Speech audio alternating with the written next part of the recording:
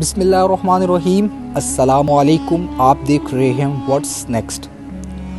اللہ پاک کی ذات نے ہر امت کو کسی فتنہ اور آزمائش میں ہمیشہ مبتلا کیا ہے، جس کی خبر پیغمبروں نے اپنی اقوام کو دی ہے۔ امت محمدیہ کے لیے ایک بڑی آزمائش وحشی اور درندہ صفت قوم کے خروج میں لکھ دی گئی ہے، جس کے وقوع پذیر ہونے میں کوئی شک نہیں۔ آخری نبی صلی اللہ علیہ وآلہ وسلم نے احادیث مبارکہ میں اس فتنے کی خبر نہایت ہی وضاحت کے ساتھ دی ہے۔ اس وحشی قوم کا نام یاجوج ماجوج ہے۔ یہ وہ قوم ہے جس کے بارے میں نبی کریم صلی اللہ علیہ وآلہ وسلم نے بتایا، بلکہ توریت اور انجیل میں بھی اس کا ذکر ملتا ہے، جسے گوگ اینڈ ماگوگ کہا گیا ہے۔ یاجوج ماجوج حضرت نوح علیہ السلام کے تیسرے بیٹے کی اولاد میں سے ہیں۔ یہ لوگ شمالی مشرقی ایشیا میں زندگی بسر کرتے تھے اور اپنے ارد گرد کے علاقوں پر ہمیشہ وحشیانہ حملہ کیا کرتے تھے۔ روایتوں میں آتا ہے یاجوج ماجوج بنی آدم میں سے ہیں، اور اگر ان کو پوری دنیا میں چھوڑ دیا جائے تو تباہی مچا دیں گے اور لوگوں کی معیشت تباہ کر دیں گے۔ ان میں سے کوئی آدمی اس وقت تک نہیں مرتا جب تک وہ اپنی 1000 یا اس سے زیادہ اولاد نہ دیکھ لے۔ ان کے چہرے لمبے ڈال کی طرح ہیں۔ یہ لوگ لمبے قد کاٹ کے ہیں۔ ان میں سب سے لمبا شخص 3 بالش تک کا ہوتا ہے۔ یہ جس جاندار کے پاس سے گزرتے ہیں انہیں کھا جاتے ہیں۔ یہ موسم بہار میں اپنے غاروں سے نکلتے ہیں اور سبزہ کھاتے ہیں۔ ان کے پنجے اور دانت درندوں کی طرح ہیں۔ ہزاروں سال قبل اس زمین پر اللہ کے ایک نیک بندے کی حکومت تھی، جنہیں ذوالقرنین سے جانا جاتا ہے۔ اللہ پاک نے ذوالقرنین کو زمین کے ایک بڑے حصے پر بادشاہت عطا فرمائی تھی۔ آپ نے مشرق اور مغرب کا سفر بھی کیا تھا۔ قرآن مجید میں ذوالقرنین کے نام سے جس شخص کا ذکر آیا ہے، دراصل وہ ایران کا بادشاہ خرس تھا۔ جب آپ نے شمال کا سفر کیا تو آپ کا گزر مشرقی ترکستان اور مغلستان سے ہوا۔ یہ علاقہ 2 پہاڑوں کے درمیان آباد تھا، اور پہاڑوں کے اس پار یاجوج ماجوج رہا کرتے تھے۔ ان لوگوں نے ذوالقرنین سے یاجوج ماجوج کے فتنے کی شکایت کی اور کہا یہ قوم ان علاقوں میں حملہ کر کے فساد پھیلاتی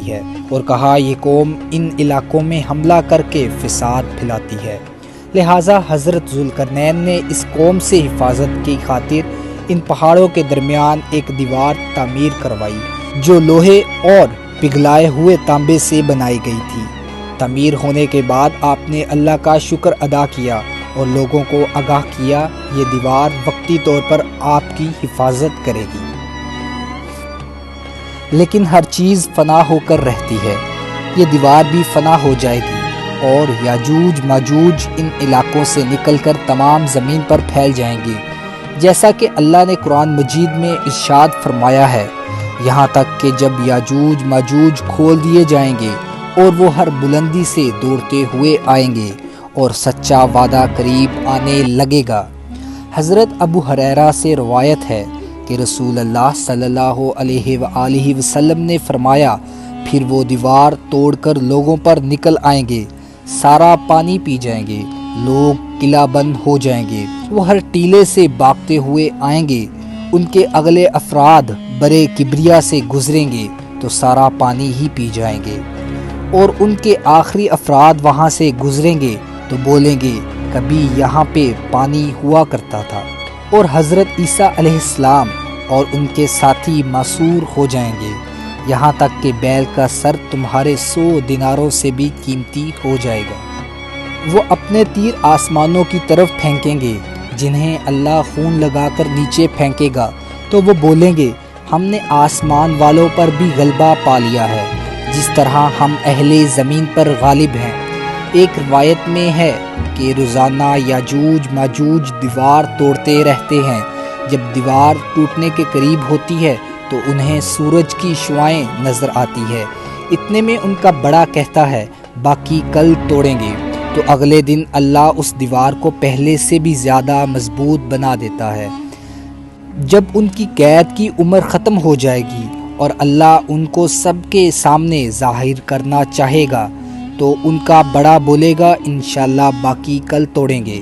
وہ اگلے دن آئیں گے تو انشاءاللہ بولنے کی برکت سے دیوار اتنی ہی ہوگی، اس طرح باقی دیوار توڑ کر باہر آ جائیں گے۔